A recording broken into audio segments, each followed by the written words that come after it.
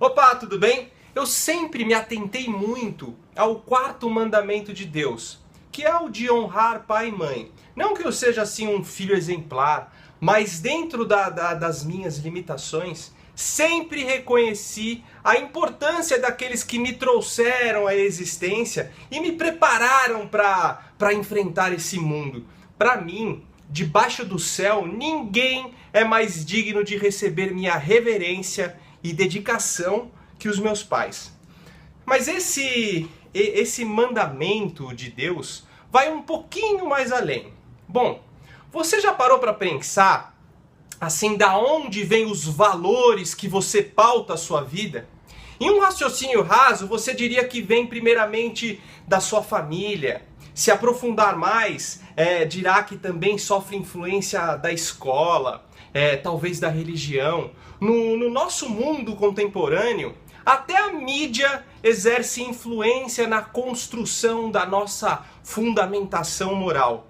Mas se passarmos tudo isso e tentarmos ir mais fundo ainda, antes da escola, da família e da mídia, né, para tentarmos achar da onde realmente emana aquilo que consideramos como certo ou errado, a pergunta que irá nos irromper é a seguinte: os valores, aquilo que consideramos certo ou errado, tem algum fundamento ou justificativa universal, irredutível? Ou são meras convenções que podem ser modificadas conforme as culturas ou modas da época?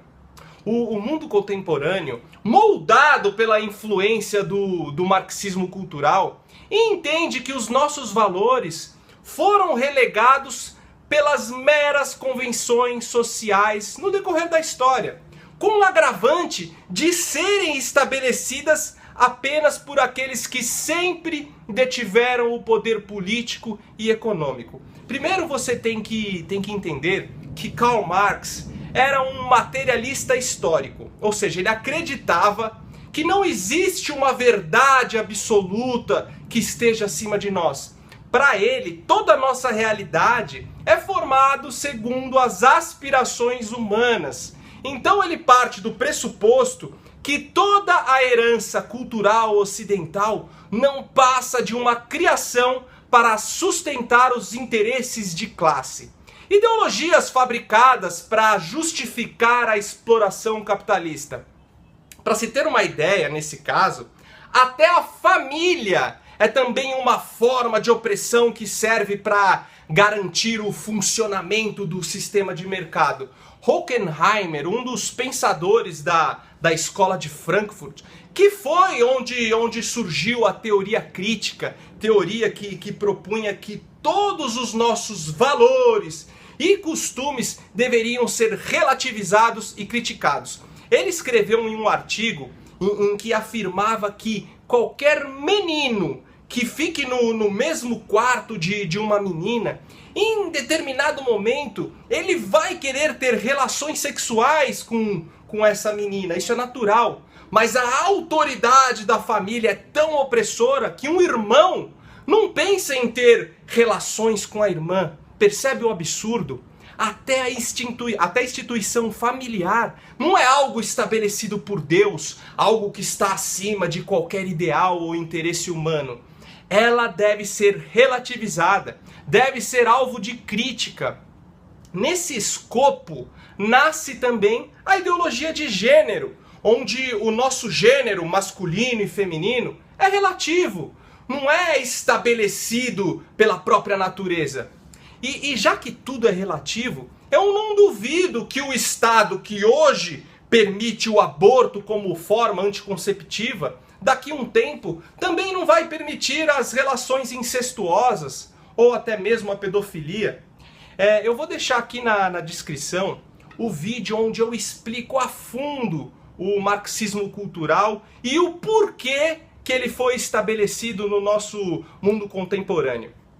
Depois assiste lá para complementar esse vídeo aqui. Mas o fato é que essa teoria crítica, que já foi completamente absorvida pela nossa sociedade, tem o intuito de desmantelar nossa tradição moral judaico-cristã. Ao contrário de nós hoje em dia, que muitas vezes ridicularizamos a sabedoria dos nossos avós, afinal eles não tinham internet nem celular. Houve um tempo em que os jovens ouviam os mais velhos, se atentavam aos seus conselhos. Hoje são os avós que pedem ajuda aos netos para mexer no computador. Enfim, o povo hebreu, o povo hebreu do Velho Testamento, fundamentava suas crenças e verdades absolutas na tradição do seu povo ancestral. Para eles, os anciãos eram sagrados. Eles que detinham todo o conhecimento. Os hebreus não jogavam os mais velhos em asilos, como fazemos hoje. A dinâmica do mundo hebraico tendia primeiro a aceitar os ensinamentos dos anciãos como verdade e só depois buscava compreender ou questionar, mas sempre à luz das escrituras sagradas. Para o cristão, Jesus figura o que Deus é e como o homem deve ser. Então todo o valor moral e toda virtude serão pautados de acordo com a conduta de Jesus na história, colocando assim Cristo como verdade absoluta e fundamento para tudo. Essa tendência de relativizar os nossos valores morais, de herança judaico-cristã, não é algo que começou no século XX. Já no século XVIII, o filósofo Immanuel Kant, que era um cristão, estava aflito com a onda de ceticismo perante os valores cristãos da Europa. O ceticismo tem como expoente o pensador escocês David Hume. Para ele, todo conhecimento não passa de um hábito, criado para atender interesses meramente humanos. Aí percebemos não só uma semelhança, mas a origem da teoria crítica praticada dentro do bojo do marxismo cultural de hoje em dia.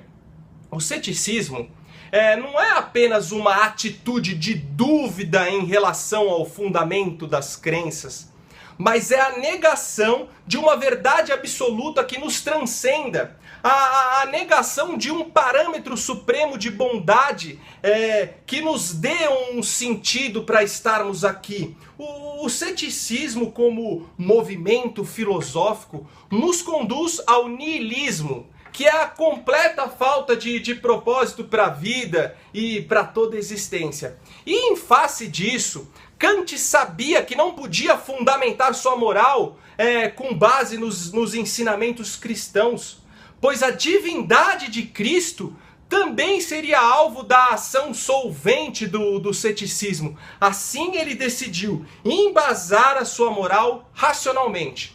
Definiu então o que em filosofia se chama de imperativo categórico, onde o homem deve agir de modo tal que seu ato possa ser erguido em norma universal de comportamento, assim, para todos. Por exemplo, se quisermos encontrar nosso dever moral em determinada situação, temos que imaginar se todas as pessoas do mundo fizessem a mesma coisa. Se o resultado for positivo para a humanidade, está ok. Se for negativo, deve ser repelido. Ou seja, antes de eu contar assim uma mentira, devo imaginar o mundo inteiro mentindo uns para os outros.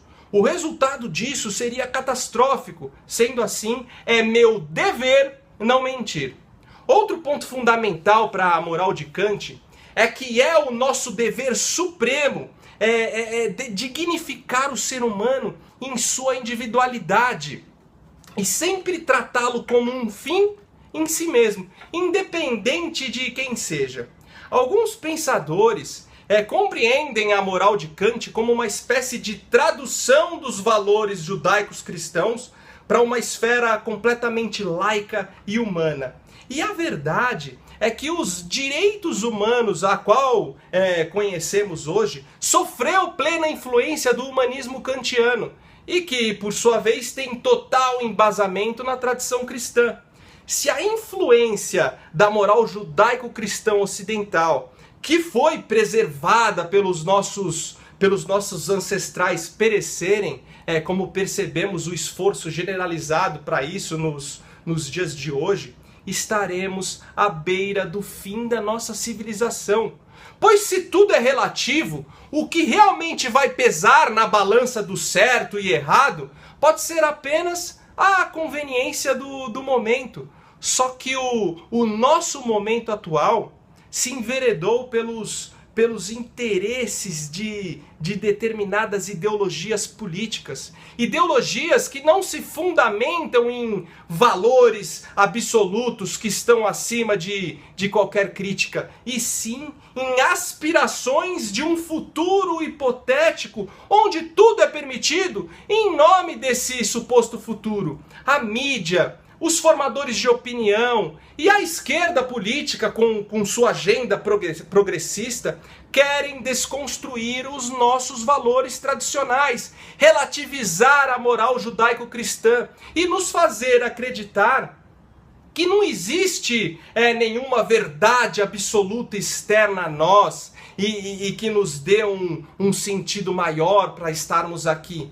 E o resultado disso é a dissimulação generalizada em nome de uma moral de aparência, a completa inversão de todos os valores que eram incentivados por nossos avós, e o nascimento de uma cultura autoindulgente, onde não existe mais arrependimento. Afinal, se o certo e o errado são relativos, ninguém nunca tem culpa de nada. E nesse panorama, a felicidade egocêntrica passa a ser o único sentido da vida. As pessoas deixam de ser um fim em si mesmo, né? Como propõe o amor cristão, ou como Kant estabelecia em sua moral laica. O ser humano passa a ser um meio para se conseguir algo. Todo mundo conhece os 10 mandamentos de Deus. E o quarto mandamento é: honrará pai e mãe. E isso não diz respeito a apenas honrar aqueles que nos trouxeram à existência diretamente, como o nosso pai e nossa mãe. Não que isso não seja de suma importância. Mas os 10 mandamentos, eles foram dados por Deus ao povo hebreu logo que saíram da escravidão do Egito. Antes de partirem para a Terra Prometida, onde se estabeleceriam como uma civilização eleita pelo próprio Divino. E esse quarto mandamento visava proteger e sustentar as gerações futuras de influências culturais que os descaracterizassem como o povo escolhido por Deus. Tanto que os hebreus acreditavam que sua existência futura dependia da preservação da sabedoria dos antepassados, dos patriarcas, justamente daqueles que se relacionaram com Deus Altíssimo. Eu entendo que o Deus revelado na Bíblia como o valor universal daquilo que é certo não pode ser relativizado. Um mundo sem um parâmetro de bem universal sucumbe. Se toda a humanidade percorrer a vida com uma bússola desgovernada no momento que deveria apontar a direção da virtude, isso resultaria em um colapso e com certeza sentenciaria o fim das próximas gerações. Dentro dessa ótica, honrar pai e mãe é a única forma de sustentar o mundo ao longo do tempo.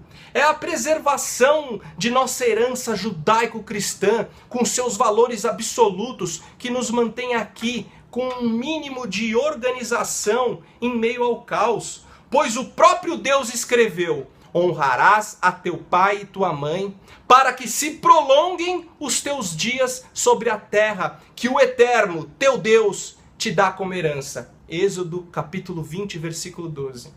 Nos Estados Unidos, na cerimônia de posse presidencial, o novo presidente faz seu juramento diante do povo americano com a mão sobre a Bíblia. Essa atitude é a forma de reconhecer simbolicamente que os valores judaicos cristãos estão acima de qualquer aspiração humana, de que o homem que se apoia em si mesmo está fadado ao fracasso e que é somente em submissão a Deus que pode ser capacitado a governar uma nação de forma justa. O filósofo Luiz Felipe Pondé é um dos poucos intelectuais a quem ainda eu dou ouvidos no Brasil. Apesar de ele não acreditar em Deus e de ter uma visão meio nihilista de mundo, reconhece a importância da preservação dos valores cristãos para a saúde e perenidade da nossa sociedade. Independente da sua religião, ou se você crê ou não em Deus, no Deus da Bíblia, temos que entender que foi por causa do cristianismo que todos os homens passaram a possuir direitos iguais.